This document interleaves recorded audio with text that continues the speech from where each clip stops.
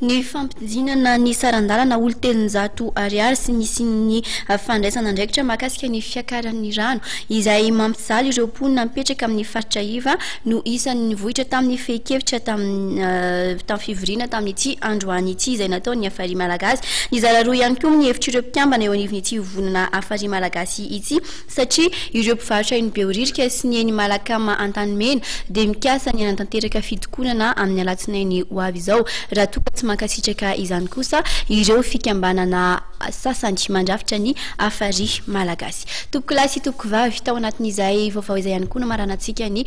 izao fotoana izao sahivina hatrany ny lohateny izay isan'ny nisongadina tamin'ity androany ity ny vaovao isan'ny nisongadina raha niditra an-tanety ary tamin'ity androany ity tao amin'ny faritra tsy mandrefa ny inosy ilay rivodoza arona dia vinavinaina ny voaka any an-dranomasina raha mpitso maraina any amin'ny distrikana Ambovombe omaivana moa ny fiantraikan'ity rivodoza ity raha ho an'ny eto afovoantany manokana indrindra ho an'ny eto Antananarivo raha ny fanazavana voray avy eo anivon'ny sampana mpamantatra ny toetrandro. Nisy kosa ny fivoriana izay nirana tamin'ny mpanao gazety nataony avy eo anivon'ny sehatra fanaraha-maso ny fiainam-pirenena na sefafita amin'ity androany ity nitondran'izy ireo fanakianana ny mpanao politika moa tao anatin'ny taona 2010 sy 2020 iny izany ary nilazan'izy ireo fa niambo adidy ny mpanao politika tamin'ny taona lasa iny. Tompoko lahy sy tompoko vavy mankasitraka anao nanaraka ny vaovao hatramin'ny farany